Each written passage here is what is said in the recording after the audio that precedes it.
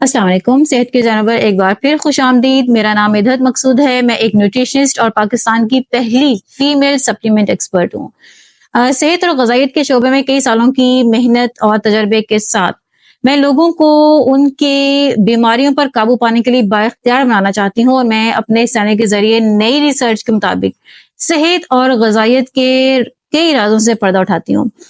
आज की वीडियो में हम बात करेंगे एज स्पॉट्स की। बढ़ती उम्र के साथ साथ जूं-जूं हमारी उम्र बढ़ती है, हमारी जो स्किन है उसके ऊपर ना सिर्फ एक रिंकल्स आना शुरू हो जाते हैं, बल्कि अक्सर लोगों को उसके ऊपर निशान और दाग धब्बे पड़ना शुरू हो जाते हैं।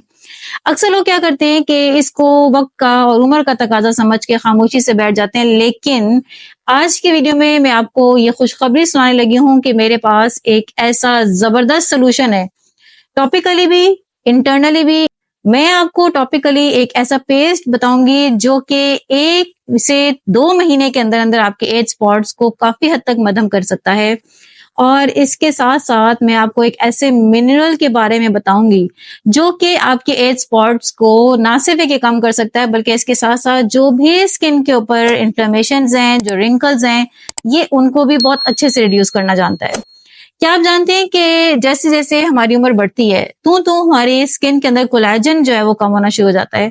और इसके साथ साथ हमारी जो स्किन है वो या तो सूरज में बहुत ज्यादा निकलने से या फिर ये कि उम्र के बढ़ने से उसके चेहरे के ऊपर एज स्पॉट्स आना शुरू हो जाते हैं। जो परेशान कर देने वाले पैचेस हैं, इनको अपने स्किन से रिमूव करना अब कुछ भी मुश्किल नहीं रहा। इसके लिए जो मिनरल काम करता है उसको हम जिंक कहते हैं। जिंक स्किन हेल्थ के लिए बहुत ही इंपॉर्टेंट मिनरल है और ये बहुत अहम किरदार अदा करता है। आज की वीडियो में मैं ना सिर्फ कि आपको ये बताऊंगी कि जिंक किस तरह से आपके एज स्पॉट्स को ना सिर्फ के बनाने से प्रिवेंट करता है, रोकता है, बल्कि ये आपके जो स्पॉट्स बन जाते हैं ये उनको भी मध्यम कर सकता है। और मैं आपको कुछ इस तरह के सपोर्टिंग टिप्स भी दूंगी कि आप अपने जिस्म के अंदर जिंक लेवल को किस तरह मेंटेन कर सकते हैं। सबसे पहले तो मैं आपको बताती हूँ कि जो जिंक है ये हमारे ऑर्गन्स के पीछे और टिश्यू के पीछे, तकरीबन हर ऑर्गन और हर टिश्यू के पीछे इंतहाई अहम किरदार अदा करता है। और जब भी हमारे सेहत की बात आती है, हमारा सेहत का मामला आता है, तो उसके पीछे हमें जिंक ही कार फरमा नजर आ रहा होता है। अच्छा, जिंक एक ऐसा मिनरल है जो कि हमारी जो बॉडी है वो इसको प्रोड्यूस नहीं करती, बल्कि हमें रोजाना अपनी खुराक के जरिए इसको अपने जिस्म के अंदर लेवल्स को पूरा करना पड़ता है। और एवरी सिंगल डे, यानी कि रोजाना ऐसा नहीं होगा कि आपकी बॉडी इसको स्टोर कर लेगी और फर्दर जो है वो इसका इस्तेमाल करती रहेगी, बल्कि आपने रोजाना अपनी डाइट के जरिए इसके लेवल्स को मेंटेन करना होता है। जिंक ना सिर्फ ये कि टी सेल्स की एक्टिवेशन, बल्कि उसकी फॉर्मेशन के लिए भी बहुत जरूरी है। ये इसको सपोर्ट करता है। आप यूं समझ लें कि ये एक तरह से व्हाइट ब्लड सेल्स हैं जो कि इन्फेक्शन के खिलाफ महाज आराई करते हैं, इन्फेक्शन के खिलाफ लड़ते हैं। और यही वो सेल्स हैं जो कि आपकी इम्यूनिटी को बढ़ाते हैं।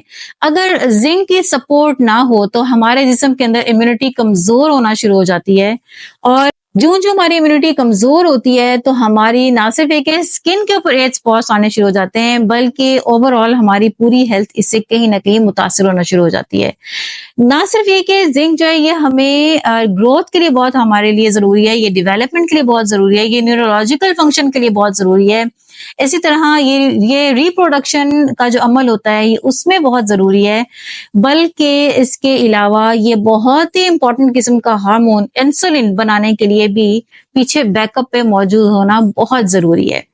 फिर इसी तरह ये बहुत हैवीली सपोर्ट करता है, प्रोड्यूस करता है हमारी कोलेजन को। और जैसे ही जिंक के लेवल्स कम होते हैं तो हमारी कोलेजन कम होना शुरू होती है और उसका फौरन इफेक्ट क्या होता है कि जो हमारी स्किन है वो या तो सैगी होना शुरू हो जाएगी, लटकना शुरू हो जाएगी, या उसके ऊपर एज स्पॉट्स आएंगे, या उसके ऊपर रिंकल्स पड़ना शुरू हो जाएंगे। ये सारी की सारी चीजें इस बात की निशानदेही करती हैं कि बॉडी के अंदर कोलेजन कम है और कोलेजन के पीछे जो सपोर्ट थी, जो उसके बैक पे था जिंक, वो लेवल्स कम होना शुरू हो गए। अच्छा, फिर इसी तरह ये जो एज स्पॉट्स होते हैं ये ना सिर्फ कि एज रिलेटेड होते हैं, बल्कि कुछ लोगों को सूरज में निकलने से भी हो जाते हैं। और कुछ लोगों की जो बॉडी है वो किसी ना किसी हार्मोन या फिर मिनरल अनबैलेंस की वजह से जो उनकी बॉडी है वो मेलानिन ज्यादा प्रोड्यूस करना शुरू कर देती है। मेलानिन असल में एक कलर होता है जो कि आपकी स्किन के ऊपर आ रहा होता है। तो जब ये एक हद से ज्यादा प्रोड्यूस होना शुरू हो जाता है तो फिर ये भी स्पॉट्स बनना शुरू हो जाते हैं। अब जो जिंक है वो इसको भी रिड्यूस करता है, यानी कि मेलानिन की प्रोडक्शन को रिड्यूस करता है, जिसकी वजह से जो एज स्पॉट्स हैं वो आहिस्ता आहिस्ता खत्म होना या मध्यम बढ़ना शुरू हो जाते हैं। फिर इसी तरह ये जो जिंक है ये ओवरऑल जितना भी स्किन का टेक्सचर है ये उसको ठीक करता है, स्किन टोन को ठीक करता है। अगर किसी भी तरह की कोई इन्फ्लेमेशन मौजूद है, यानी कि अगर एक्नी है, एक्नी स्कार्स हैं, तो ये उसको भी ठीक करता है। इसके साथ साथ अगर आपको कहीं जख्म आ गया है तो ये जख्म को भी बहुत जल्दी हील करना जानता है। अच्छा जी, फिर साथ साथ अगर कोई एलर्जिक रिएक्शन है, जैसे अगर आपने कोई क्रीम लगा ली है और आपको एलर्जी हो गई है, या ये कि आपने फेस वैक्स करवाई है और आपको एलर्जी हो गई है, तो इस सूरत में भी जिंक जो है वो एलर्जिक रिएक्शन को रिड्यूस करता है।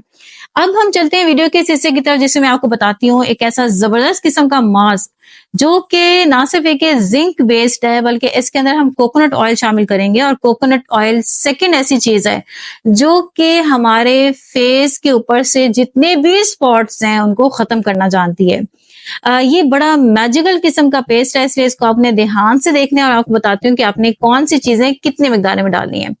सबसे पहले आपने 1 टेबल स्पून इसके अंदर जिंक ऑक्साइड लेना है, लेकिन ये 1 टेबल स्पून आपने डायरेक्ट नहीं लेना, बल्कि आपने इसको थोड़ा थोड़ा करके बढ़ाना है। यानी कि आपने पहले हाफ टी स्पून, फिर नेक्स्ट टाइम आप जब दोबारा पेस्ट बनाएंगे तो आपने हाफ टी स्पून से बढ़ाते बढ़ाते आहिस्ता आहिस्ता हर दफा अगले पेस्ट में बनाते हुए आपने इसको 1 टेबल स्पून तक लेके जाना है।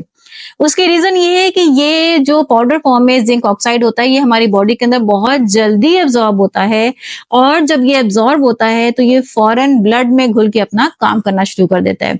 जिंक ऑक्साइड के बाद दूसरे नंबर पे हमें 1 टेबल स्पून टर्मरिक चाहिए।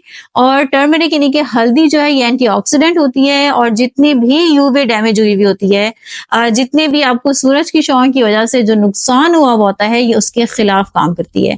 तीसरे नंबर पे हमें 2 टेबल स्पून 2 बड़े चम्मच के करीब लीमू का रस चाहिए। और लीमू के रस के बारे में आप जानते हैं कि इसके अंदर सिट्रिक एसिड होता है, विटामिन सी होता है, और ये हमारी स्किन ब्राइटनिंग के लिए बहुत जरूरी होता है।